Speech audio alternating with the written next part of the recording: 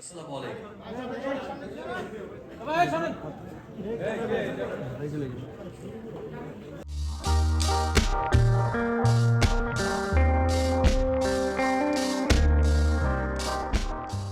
ভাইয়াও খুব এক্সাইটেড কারণ তার নিজের ব্র্যান্ড বরবাদের সাথে যুক্ত হয়েছে তাই। এবং এবার ঈদের সব থেকে বড় ছবি আসলে বরবাদ, তো আমরা সবাই আসলে খুবই আগ্রহ নিয়ে বসে আছি যে কবে দেখতে পারবো। তো আমার মনে হয় যে এবারকার ঈদ আমাদের সবার জন্য খুব ভালো যাবে এই, এবং অনেক অনেক শুভকামনা বরবাদের জন্য। Thank you.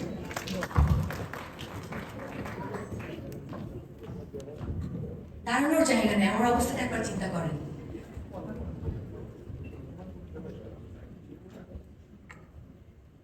আসসালামু আলাইকুম। কেমন আছেন সবাই? একটু কথাবার্তা বলেন, আপনারা এত মানুষ সামনে। কেমন আছেন সবাই? এনার্জি ঠিকঠাক আছে? না ভাই না। আমি সকাল 6:30 থেকে শুটিং করে একটা ব্রেক নিয়ে আজকে প্রোগ্রামে আসলাম। তার কারণ হচ্ছে আজকে প্রোগ্রামের জন্য আমরা সবসময় সব জায়গাতেই আসলে বলি, এটা আপনারা কোয়েশ্চেন করেন আমাদের।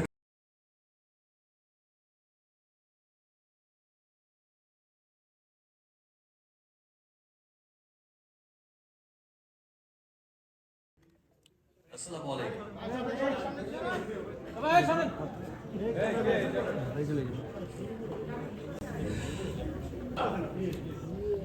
কারণ তাদের সাথেই আমার পথ চলা এতগুলো বছর, এবং আমার প্রত্যেকটা আমার প্রতিটা শুভক্ষণে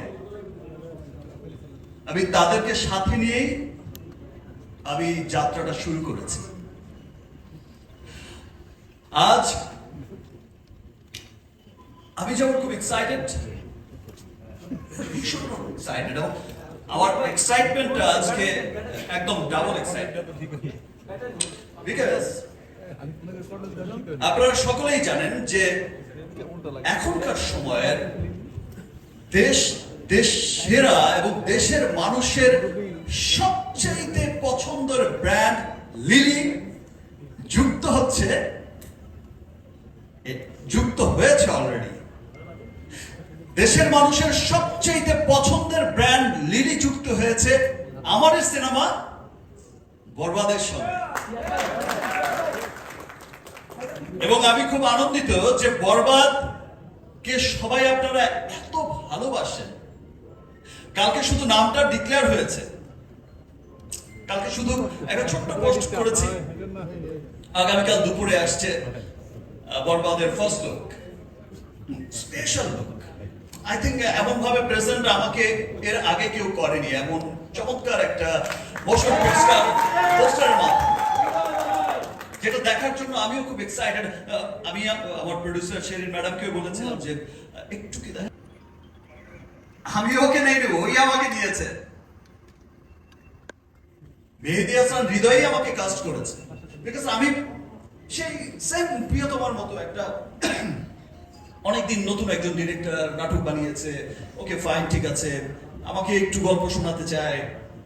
আমি একদিন বলেছি যে ওকে ফাইন ঠিক আছে আসো, আমি কোথায় যেন বেরিয়ে যাবো।